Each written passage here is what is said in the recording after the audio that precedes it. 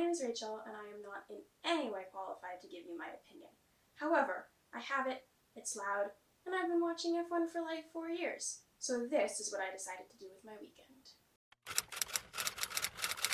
Beginner's guide in case you've never seen F1 or me before, which is unlikely because the only person that subscribes to this channel is my sister. Anyway, there are currently 10 teams in F1 with 2 drivers each. 1-2. Any point scored by either driver counts to the team's Constructors' Championship.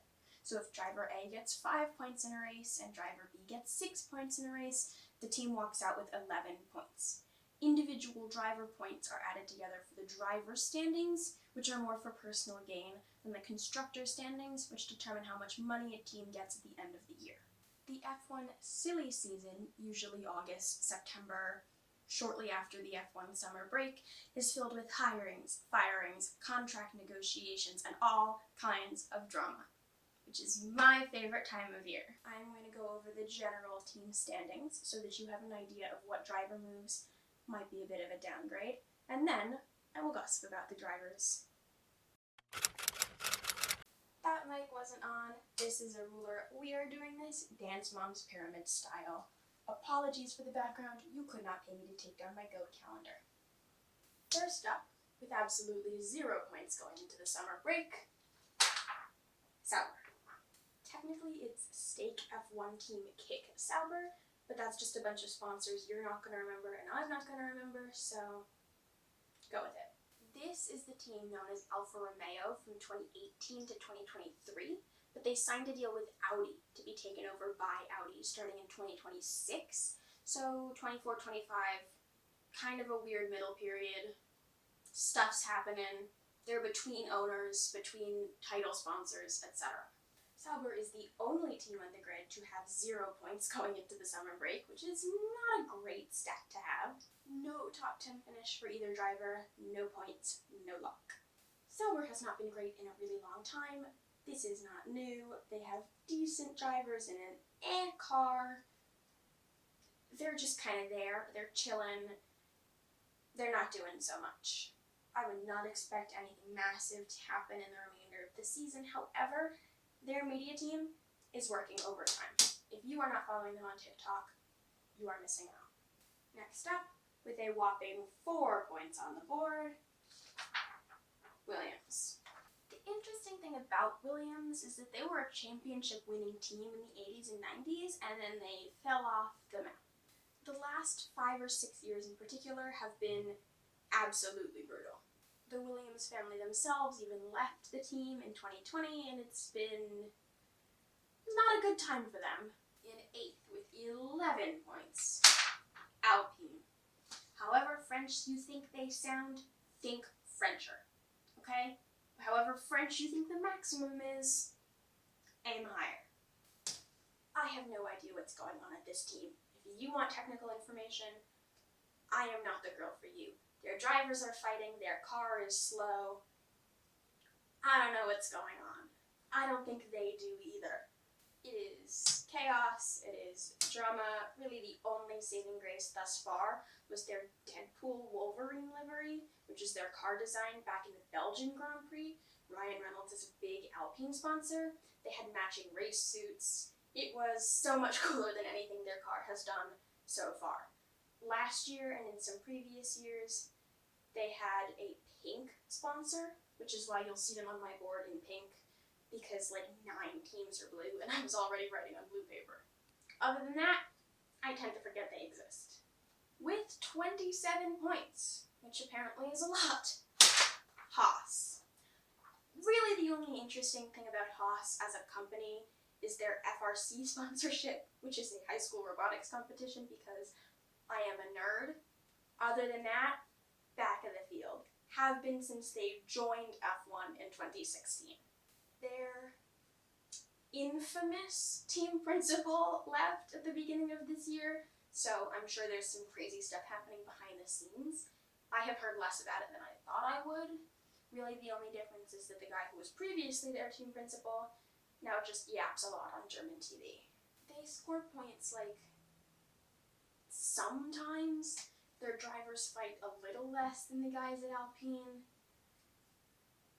this whole bottom row is kind of just meh, having a rough time. Moving up in the world, V-Carb.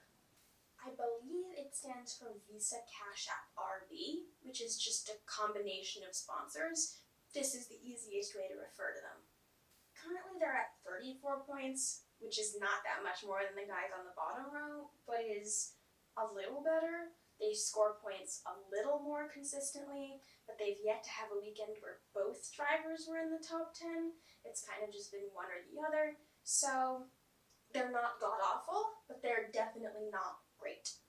The interesting thing about V-Carb specifically is that they're a junior team. They're designed to be a junior team. And so if they end up in the top, something is wrong. They're not really designed to be the best of the best. So they're right in the middle, right where there should be. Nothing crazy is really happening there. 5th place, middle of the pack, Aston Martin.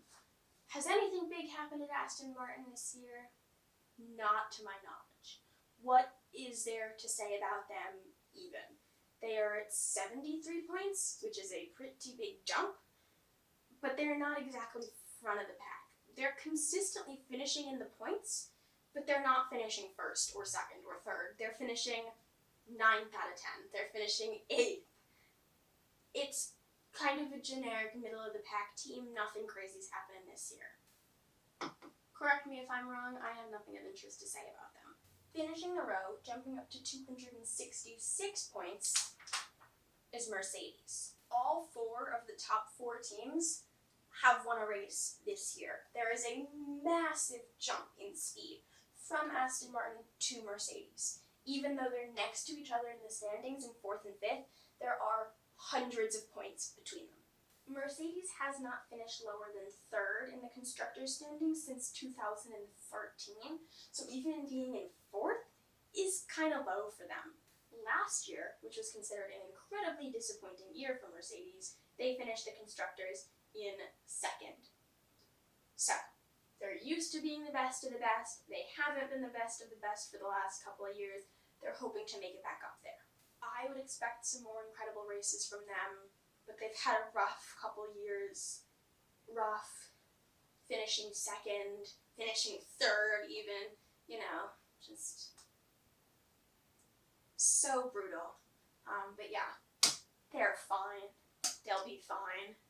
With an even crazier 345 points, a certified F1 powerhouse and the state religion of Italy, Ferrari.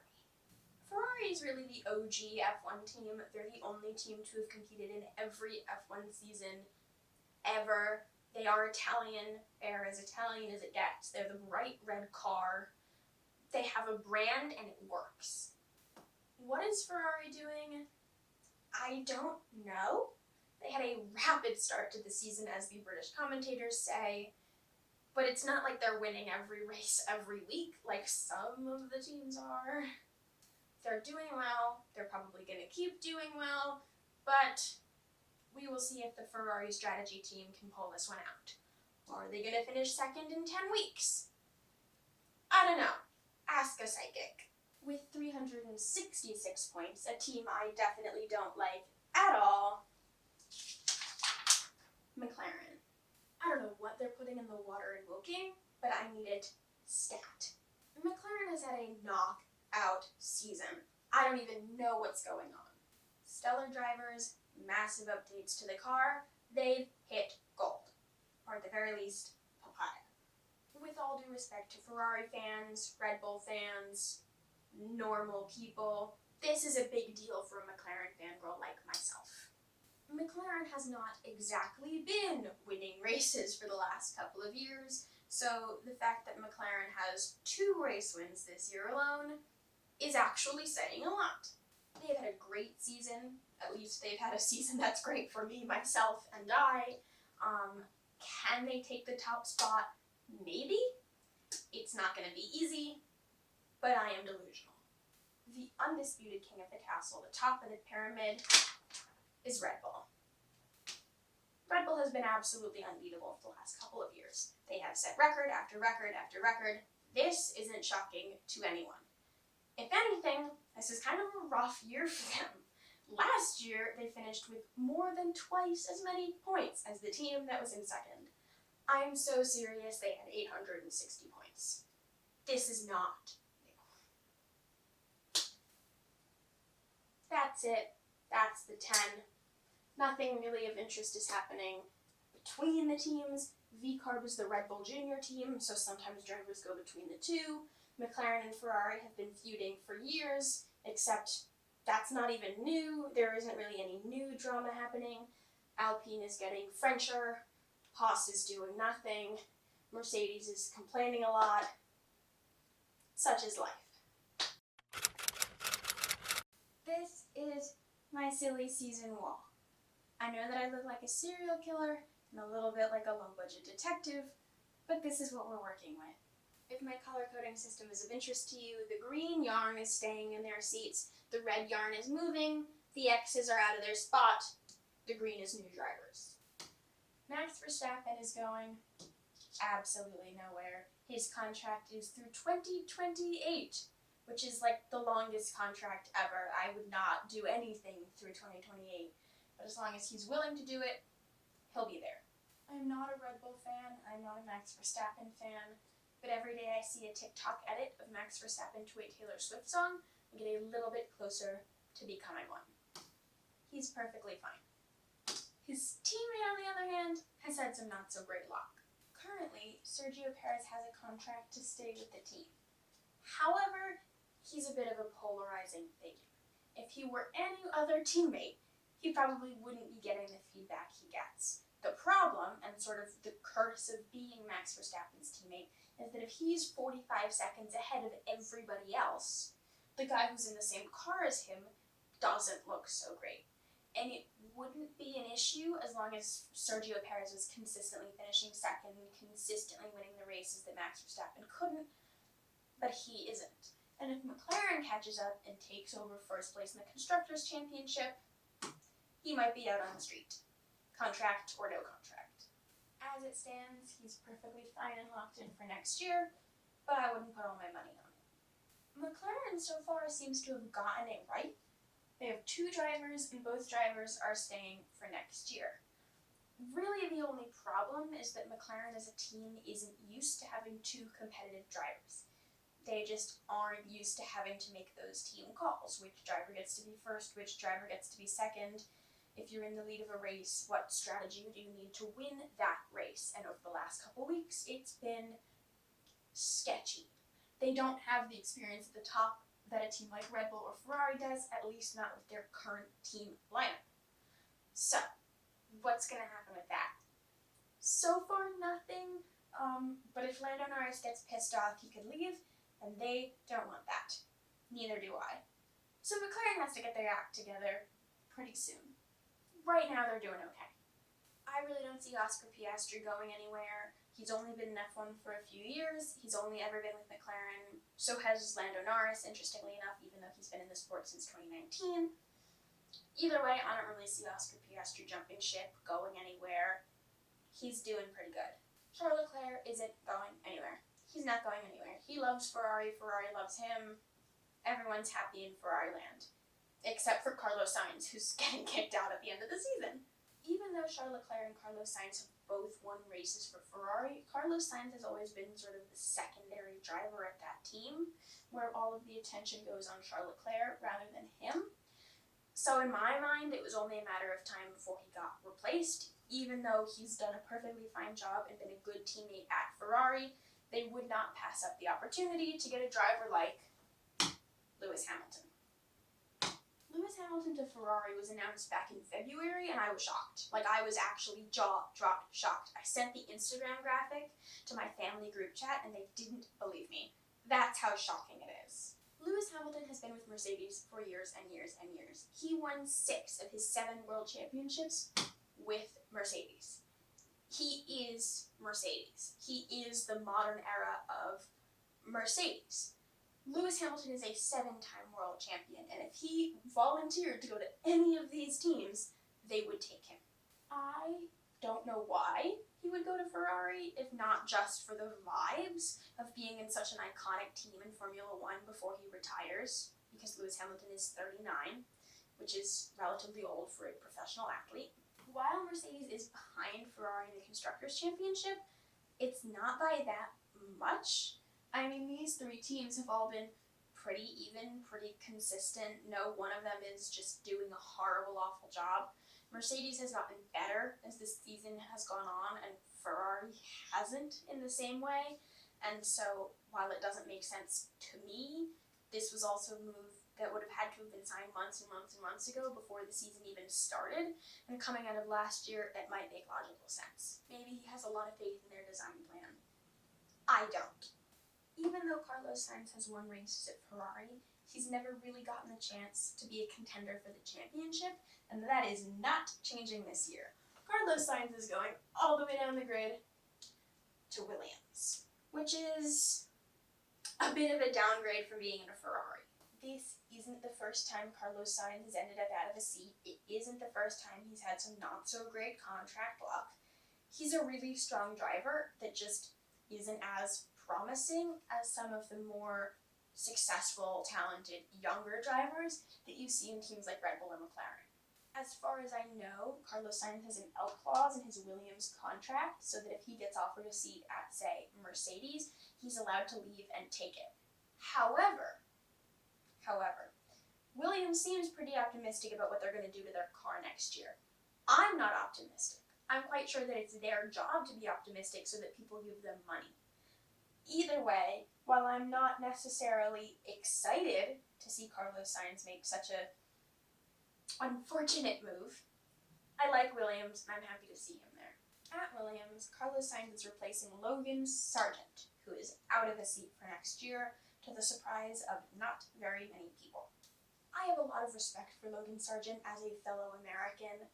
However, I'm quite confident I would hate him in real life if the amount of pictures of himself holding a fish he posts on Instagram are anything for me to go by. You can tell he's from Florida just by looking at him. He's certainly a character. Of all the opinions I have shared in this video, the one of which I am the most confident is that if Logan Sargent were not a race car driver, he would be in a frat.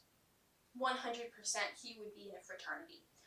Unfortunately for some, he is a race car driver, and myself and many others think that his best bet for 2025 is IndyCar. Any other racing series, not this one. The interesting thing about Carlos Sainz going to Williams is that it gives Alex Albon a stronger, more experienced partner. If Carlos comes in and does just as well as Alex, well, maybe the car isn't that bad and Logan Sargent is just terrible at his job. If Carlos Sainz comes in and does worse than Alex Albon, well, maybe it wasn't Logan Sargent's fault to begin with, and Alex Albon is just a generational talent. I don't know. We're gonna find out. I will say that all of these drivers are my favorite. That's a lie. It's Alex Albon. He is keeping his Williams seat. Good for him. He's not exactly, finishing races in first, but at least he has a seat on the grid. And that's coming from me, because I was not happy in the years he was my favorite driver and didn't have a seat on the grid. If there's anything you take away from this video, it's that you should go home and follow the Albon pets. I am their #1 fan. It's not you, it's me. Trust me. Running back to Mercedes, Lewis Hamilton leaving for Ferrari leaves George Russell all by himself. He's keeping his seat. He's done a perfectly fine job as Lewis Hamilton's partner.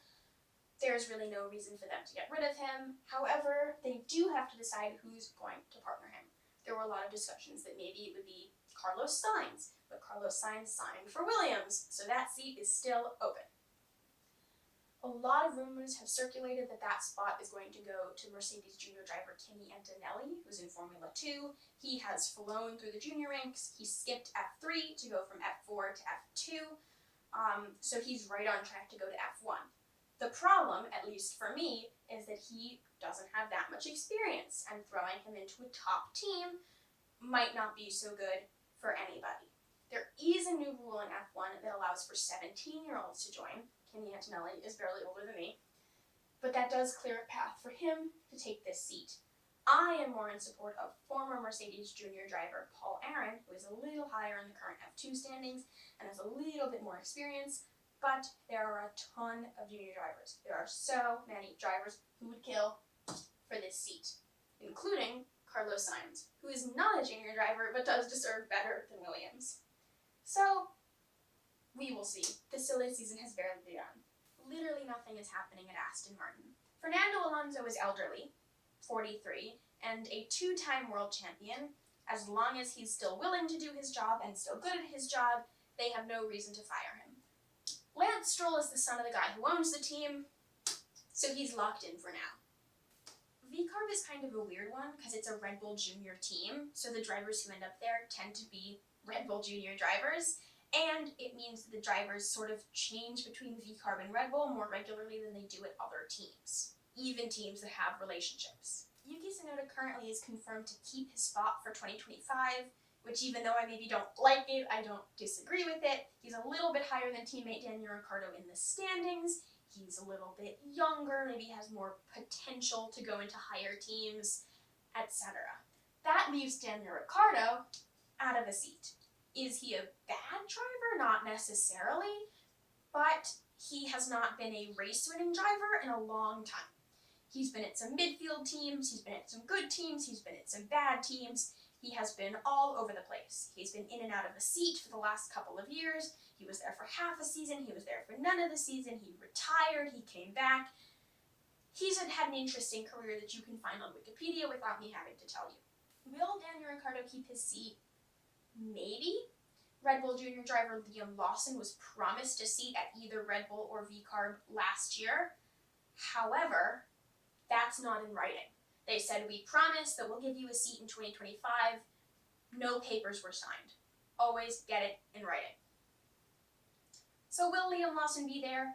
I hope so. He filled in for an injured Daniel Ricciardo last year and did really well. I'm a big fan. Lots of people are big fans. There have been rumors everywhere. Absolutely everywhere.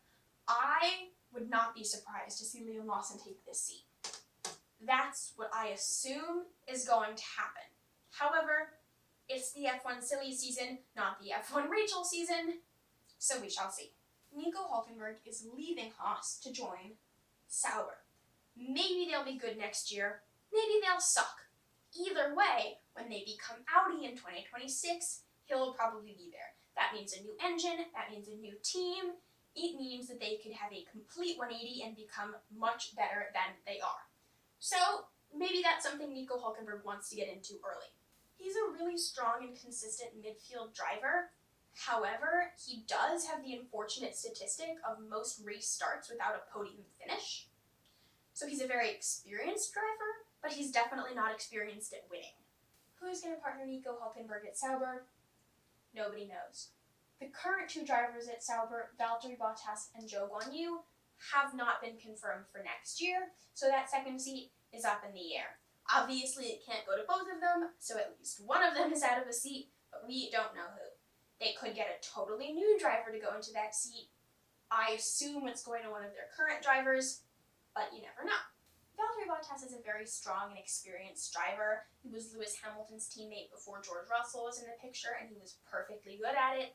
He was winning races on the weekends when Lewis Hamilton couldn't. He was a perfectly good second driver. He listened. He did what he was told. He was perfectly fine. When Mercedes chose to bring in a younger, more talented driver, a driver with more potential, Valtteri Bottas moved to Sauber. Valtteri Bottas isn't really in his prime anymore. He's sort of platinum mullet, retired grandpa vibes. And while he's not a bad driver, a lot of people still believe he has it in him. I don't know if that's the direction Sauber really wants to go in. Maybe it's his time to retire. I don't know. I'm not him. He could live out his dreams naked in lakes, going on bike rides. I don't really know. Zhou Guanyu has not impressed me since he joined F1. Maybe that's because of the debacle where he was an Alpine junior driver with Oscar Piastri. Only one of them got a seat in F1 and it wasn't Oscar Piastri. However, he just has not impressed me over the last couple of years. As far as I know, he is currently last in the standings. I'm sure he'll get renewed, even though maybe I don't see why. He seems like a perfectly pleasant guy. I follow his cat on Instagram. But he's not necessarily a once-in-a-lifetime driver. Moving from one meh team to another meh team, Kevin Magnussen is also out of a seat for next year. He and Nico Hülkenberg are both leading Haas, but Kevin Magnussen doesn't seem to be going anywhere else. I don't expect him to really get a seat anywhere else. I would expect him to move to a different series, to race a different type of car, to spend more time with his family. He's a decently experienced driver, and I think he was a good choice for Haas, coming out of a few years where they had some young, more reckless drivers. It was good to have consistent, experienced drivers to help them develop the car, but I think they're starting to move on from that and going back to younger drivers. Speaking of younger drivers, joining Haas next year is rookie Oliver Bearman. More commonly known as Ollie, Bearman filled in for Carlos Sainz at the Saudi Arabian Grand Prix this year as the Ferrari reserve driver. He scored a number of points, finishing 7th, and is currently 14th in the driver's standings, even though he was only in one race. He was really impressive in that one race, and so he got a seat with Haas. His YouTube channel is much better than mine. You should subscribe to it. Overall, he seems like a pretty nice guy, and I'm excited to see him in Formula One next year. So far, he's the only rookie driver confirmed for next year. There could be rookie drivers in any of the other empty seats, but so far, he's the one that's been signed. Not quite a rookie, but also joining Haas is Esteban Ocon. Esteban Ocon moving from Alpine to Haas isn't that big of a jump in terms of how good the teams have been doing this year. Alpine's not been so great. Haas hasn't been so great. Really, the only thing of interest to say about Esteban Ocon is that he has a track record of fighting with his teammates. So good luck to Ollie Bearman. He's experienced, he's decent at his job. I don't really have a problem with it. He's been in F1 for a long time. I think this is a pretty good lineup. Left behind on the grid is Ocon's teammate and apparent enemy, Pierre Gasly, who is staying at Alpine, because they have to have at least one French driver or they would implode. Pierre Gasly is an experienced driver, a race winner, and a former Red Bull driver. He went back and forth between Red Bull and the junior team and so on and so forth, before eventually giving up and moving to Alpine, and he's done fine. It hasn't really been a standout for him, but Alpine hasn't really had any standouts to speak of at all, so him staying there isn't that surprising. It is currently unknown who his teammate will be. I would suggest things to you, but I have absolutely no clue. I don't know of any junior drivers in the Alpine Driver Academy anymore, not since Zhou Guanyu and Oscar Piastri made it to Formula One. So maybe there's a ton of people there that I haven't heard of. I don't know. There's loads of junior drivers. There's a bunch of drivers without a seat who could take that spot. Maybe you'll go to Zhou Guanyu. I can't tell you that. So far, drivers out of a seat for next year are Daniel Ricciardo, Kevin Magnussen, Logan Sargent, Zhou Guanyu, and Valtteri Bottas. Open seats are at Sauber, Alpine, VCARB, and Mercedes, but anything could change. That does mean that at least one of these drivers is out of a seat for next year, if not 2, 3, 4 drivers out of the seat for next year. Oliver Bearman is the only rookie confirmed to be joining next year, but there could definitely be more. Lewis Hamilton from Mercedes to Ferrari is maybe not a huge jump in terms of car quality and speed, but it is a huge jump in terms of the fans in the F1 community. The Ferrari fans are a big deal. The Tifosi, are they going to rally behind Lewis Hamilton? Probably. Are Lewis Hamilton's fans from Mercedes going to become Ferrari fans? Probably. A lot of them are fans of Lewis Hamilton specifically and not the team. Esteban Ocon going to Haas isn't a huge deal because neither of those teams are that good. Nico Hülkenberg to Sauber is a similar deal. However, optimistic about what's going to happen when it becomes Audi. Carlos Sainz to Williams is a rough one. I'm hoping Mercedes changes their minds and signs him for next year, but I don't work for Mercedes. This year's silly season has barely begun, but I hope that this is a little bit of clarification before you start seeing the Instagram graphics at all hours of the day and night. I know this is different from what I usually post, which is nothing, but I hope that it was somewhat enjoyable and not a horrible, awful waste of your time, and I hope that I'll see you with the next one. Toodles. I love it when the vloggers, put their hand over the camera as if that's how you turn it off and you don't still have to press the button. Ready? See? See, it does nothing. Right?